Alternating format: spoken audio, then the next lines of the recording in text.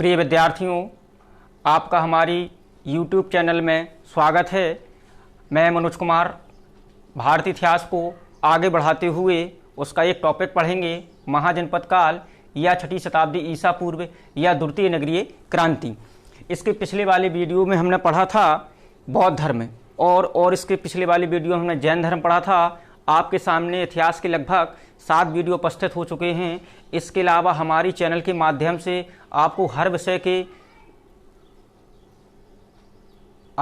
विषय के टॉपिक दिए जा रहे हैं, चाहे वो इतिहास हो, चाहे वो ज्योग्राफी हो, चाहे वो पॉलिटिकल साइंस हो, चाहे वो आपकी इकोनॉमिक्स हो, अथवा आपकी हिंदी हो, अथवा मैथ हो। आपके सामने सभी प्रकार के सभी विषय के वीडियो आपके सामने उपस्थित हो रहे हैं। बस आपको इन्हें देखना है, पढ़ना है और आप इसके नोट्स जरूर बनाएं, क्योंकि कंपटीशन की दृष्टि में जब कंपटीशन का आपका एग्जाम होगा तब आप इस वीडियो को नहीं देख पाएंगे। इसलिए अच्छा है कि आप पहले से नोट बनाकर रखें। इसके जो महत्वपूर्ण हम शब्द बताएं या प्रश्न बताएं उनको आप नोट डाउन करते चले जाएं। इसके अलावा इसका आप स्क्रीन भी ले सकते हैं। इसके अलावा तो आज हम जो नया टॉपिक पढ़ेंगे वो कहलाएगा आपका छठी शताब्दी ईसा पूर्व या इसी को बोला जाता है महाजनपद काल या इसी को बोला जाता है द्वितीय नगरीय क्रांति। इसी को बोला जाएगा छठी शताब्दी ईसा पूर्व, इसी को महाजनपद काल, इसी को बोला जाता है द्वितीय नगरीय क्रांति।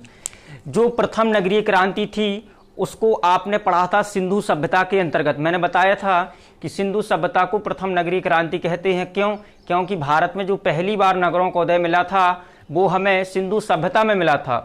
अब ये द्वितीय नगरीय क्रांति है क्योंकि इस काल में भी बड़े बड़े नगरों का उदय होना प्रारंभ हो गया था। आप जानते हैं कि आपको जब वैदिक सभ्यता पढ़ाई थी तो वैदिक सभ्यता को हमने 2 भागों में बांट दिया था। एक भाग कहलाता था आपका कौन सा, ऋग्वैदिक काल, और दूसरा भाग था आपका उत्तर वैदिक काल। ऋग्वैदिक काल में आप देखेंगे जन पढ़ा था, लेकिन उत्तर वैदिक काल में वो जनपद हो गया। और आपका महाजनपद काल में क्या हो गया, कई जनपद आपस में मिल गए तो वो महाजनपद कहलाने लगा। इसकी महाजनपद की जो विशेषताएं हैं या महाजनपद काल क्यों बना, क्योंकि आप पढ़ेंगे ऋग्वैदिक काल में तो राजा स्वेच्छाचारी नहीं था। राजा को सलाह देने के लिए 2 संस्था थी, सभा और समिति। ये जो सभा और समिति थी, राजा इनकी सलाह मानने के लिए वाद था। लेकिन उत्तर वैदिक काल में वाद नहीं होता था, लेकिन फिर भी सभा और समिति की सलाह मानता था। लेकिन क्या होता है, आगे का जो काल है महाजनपद काल, इसमें राजा स्वेच्छाचारी हो गया। वो सभा और समिति की सलाह मानने के लिए वाद नहीं था, राजा के अधिकारों में वृद्धि होती चली गई और आप देखेंगे राजा स्वेच्छाचारी होता चला गया। इसलिए जो अगला काल आएगा वो महाजनपद काल आता है। इसमें आप देखेंगे छठी शताब्दी ईसा पूर्व भारत में कुल 16 महाजनपद मिलते हैं। 16 महाजनपदों का उल्लेख है। इन 16 महाजनपदों की जानकारी हमें अगुंतर निकाय ये बौद्ध ग्रंथ है तथा भगवती सूत्र ये हमारा जैन ग्रंथ है। तो 16 महाजनपदों की जानकारी हमें अगुंतर निकाय और भगवती सूत्र से मिलती है। ये पूछ लिया जाता है कि भाई बताइए किस ग्रंथ से 16 महाजनपदों की जानकारी प्राप्त होती। अगुंतर निकाय पूछ लिया जाए कि अगुंतर निकाय किस धर्म से संबंधित ग्रंथ है, तो आप बताएंगे बौद्ध धर्म से संबंधित ग्रंथ हैं। तो जो छठी शताब्दी ईसा पूर्व में 16 महाजनपद थे, उसमें जो सबसे शक्तिशाली महाजनपद था वो था मगध। मगध शक्तिशाली क्यों था, इसकी 2 विशेषताएं थी। नंबर 1, क्योंकि जो मगध महाजनपद था ये गंगा और सोन नदी के मध्य पर स्थित था। इसके अलावा मगध में लोहे का भारी मात्रा में भंडार मिला तथा मगध में जितने भी शासक हुए वो सभी शक्तिशाली हुए।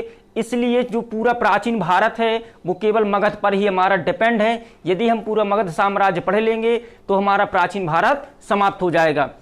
तो आइए हम चर्चा करते हैं मगध पर। इसमें आप देखेंगे उस समय जो मगध की राजधानी हुआ करती थी वो राजगृह या गृहरस थी, जो आधुनिक पटना या बिहार का क्षेत्र कहलाता है। इसके अलावा ये मैंने लिखा है कि जो मगध की राजधानी थी ये राजगृह या गृहबृहस्थ थी। जो आधुनिक पटना या ये कहें कि पटना ये बिहार की राजधानी है, तो यहाँ का ये क्षेत्र है। इसके अलावा अंग देश की राजधानी थी चंपा, ये भागलपुर बिहार में ये भी पड़ता है। कौशल देश की राजधानी थी श्रावस्ती, ये सिद्धार्थनगर यूपी में मिलता है।